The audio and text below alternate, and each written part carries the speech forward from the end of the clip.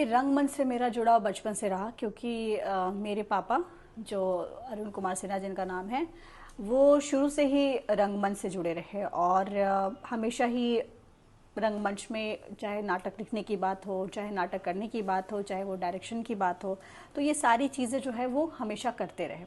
और बचपन से ही हम लोग छोटे थे तो हम लोग देखने के लिए जाया करते थे कि पापा किस तरीके से नाटक करते हैं। जिस दिन नाटक शो हुआ करता था तो देखते देखते एक जुड़ाव जो है वो कहीं ना कहीं शुरू हो गया और इस तरीके से मेरा जो जुड़ाव है वो रंगमंच से शुरू हो गया। तो पहला नाटक कौन सा किया आपने? मैंने बचपन में जब मैं शायद 5 या 6 साल की थी तब मेरा पहला नाटक हुआ था चिड़ियों का बंगला करके। बिहार आर्ट थिएटर से। बिहार आर्ट थिएटर, संस्था का नाम बिहार आर्ट थिएटर था। तो आपने जब रंगकर्मी बनने का फैसला किया तो पारिवारिक सामाजिक असुविधाओं का सामना करना पड़ा? पारिवारिक असुविधा तो बिल्कुल भी नहीं थी क्योंकि परिवार में मेरे सब लोग ही रंगकर्मी रहे। मेरे चाहे पिताजी की बात की जाए चाहे मेरी मॉम की बात की जाए, दोनों ही रंगकर्मी हैं और इसलिए पारिवारिक तो कहीं भी कहीं कोई दिक्कत ना हुई। हाँ, सामाजिक रूप से थोड़ी सी परेशानी आई क्योंकि कई बार लोगों का, जब मैं कभी रिहर्सल के लिए जाती थी और लेट से पापा के साथ वापस आती थी या फिर कभी शूट के लिए कहीं निकल गई तब जाती थी, तो लोगों के बारे में होता था कि भाई पढ़ाई क्या करेगी, पढ़ाई करने का टाइम है, ये सब काम कर रही है। तो सामाजिक रूप से कई बार मुझे जवाब देना पड़ता था, लेकिन मुंह से जवाब देने से अच्छा मुझे लगा कि मैं कुछ करके दिखाऊं, जो मैंने किया। आपके रंगकर्मी जीवन की कोई एक यादगार घटना जिसने आपके दिल को छू लिया हो, अभी तक याद हो जो? ऐसे तो बहुत सारी घटनाएं घटी हैं, लेकिन एक बार मैं एक नाटक कर रही थी आषाढ़ का एक दिन करके, और उसमें जो मेन रोल था मल्लिका का रोल वो मुझे मिला था। तो शुरू में तो मैं वो नाटक अच्छे से कर नहीं पा रही थी, वो मल्लिका के कैरेक्टर को समझने में मुझे थोड़ी परेशानी हो रही थी, नहीं कर पा रही थी। तो जो हमारे डायरेक्टर थे इस नाटक के, उन्होंने कहा, सुमन कुमार, उन्होंने मुझे बताया कि बेटा जब तक इस चीज़ से खुद को कनेक्ट नहीं कर पाओगी, किसी कैरेक्टर के अंदर नहीं जाओगी, तब तक तुम्हें समझ में नहीं आएगा। तो मैंने पूरी स्टोरी अच्छे से पढ़ी, मल्लिका के कैरेक्टर को समझा, और जब मैं रिहर्सल के लिए जब स्टेज पर गई तो अपने आप मेरे आंखों से जो थे वो आंसू निकलने शुरू हो गए और वो जो सीन जो था वो एकदम नेचुरल निकला मेरा।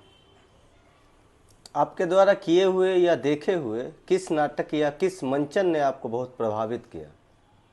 यही सेम आषाढ़ का एक दिन, जो जैसे मैंने बताया कि ये मेरे दिल को छू भी लिया ये नाटक, और इसको करने में भी जिस तरीके से मल्लिका जिनसे प्यार करती थी उनसे अलग हुई, और जिस तरीके से मैंने इस कैरेक्टर को निभाया, इस कैरेक्टर को समझा, तो मुझे समझ में आया कि सच में जब आप, कोई भी आर्टिस्ट जब अपने रोल में आ जाता है, उस कैरेक्टर में चला जाता है, तब वाकई में उसको जीने में बड़ा मज़ा आता है। नहीं तो सिर्फ आप ऊपर से करके कोई चीज़ दिखाना चाहें तो दैट डजेंट मैटर। वो उससे अच्छा लगता है कि आप कैरेक्टर के अंदर चले जाइए और उसके बाद उसको सामने से दिखाइए, तो दैट विल डेफिनेटली वर्क। रंगमंच के क्षेत्र में आपके आदर्श कौन है? मेरे पिताजी, निश्चित रूप से अरुण कुमार सिन्हा। आपके मुताबिक समाज में रंगमंच की क्या उपयोगिता है? समाज में जैसे अभी फिल्मों का चलन बहुत ज़्यादा है, लोग फिल्में, हर तरफ फिल्में देखना चाहते हैं, करते हैं, लेकिन रंगमंच एक वो मंच है जहां हम किसी भी चीज़ को लाइव देख पाते हैं। और यहाँ पर जिन नाटकों का मंचन किया जाता है, उन नाटकों में कहीं ना कहीं जो चीज़ें हमारे समाज में घट रही है उसका आईना कह सकते हैं हम, कि वो साफ चीज़ें हमें दिखाई देती है मंच पर। मंचन देखने जब हम किसी नाटक पर जाते हैं तो दर्शक और जो रंगकर्मी लोग होते हैं उनके बीच एकदम 1 to 1 कनेक्ट हो पाता है। चाहे वो रंगकर्मी की बात करें तो उन्हें सामने रिएक्शन दिख पाता है, या फिर जब कोई दर्शक देखने जाते हैं नाटक तो वो उस चीज़ को बहुत जल्दी समझ पाते हैं। तो एक तरीके से कहा जाए तो समाज को एक सही मैसेज देने का सबसे अच्छा और सबसे बड़ा जरिया कुछ है तो वो रंगमंच है मेरे हिसाब से। एक रंगकर्मी में किन गुणों का होना अनिवार्य है? देखिए, रंगकर्मी वही बनता है जो दिल से सच्चा होता है, क्योंकि अगर आपका दिल साफ है तो आप किसी भी कैरेक्टर को आसानी से जी सकते हैं।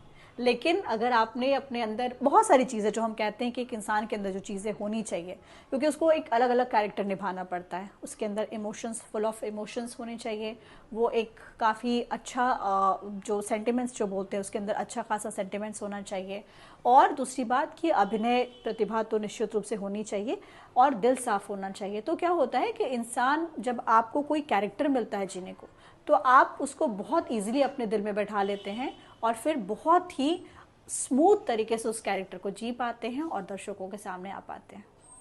तो आपने जब शुरू किया था तब और अब के रंगमंच में क्या क्या अंतर देखती हैं? फ़र्क दिखता है बहुत ज़्यादा। पहले जब हम रंगमंच के लिए जाते थे तो एक माहौल जो था वो काफ़ी अलग मिलता था। एक डिसिप्लिन की जो बात होती थी वो काफ़ी अच्छी डिसिप्लिन होती थी। जब हम नाटक का रिहर्सल किया करते थे तो वो सारी चीज़ें डिसिप्लिन में हुआ करती थी, साथ ही साथ मज़ा भी बहुत आता था। लेकिन आज जो मुझे लगता है कि आर्टिस्ट जो भी हैं, हालांकि ये मेरा कोई ऐसा कमेंट ना लें कोई भी, सबके लिए एक फुल ऑफ रिस्पेक्ट है मेरे अंदर, लेकिन डिसिप्लिन की कमी कहीं ना कहीं मुझे ज़रूर दिखती है, क्योंकि जो डिसिप्लिन तरीके से किसी चीज़ को करके इंसान सीखता है और करता है, वो अब डिसिप्लिन की कमी मुझे हर जगह दिखाई देती है। नए रंगकर्मियों को, विशेषकर जो महिला रंगकर्मी है जो जुड़ना चाहती है रंगमंच से, उनको क्या संदेश देना चाहिए?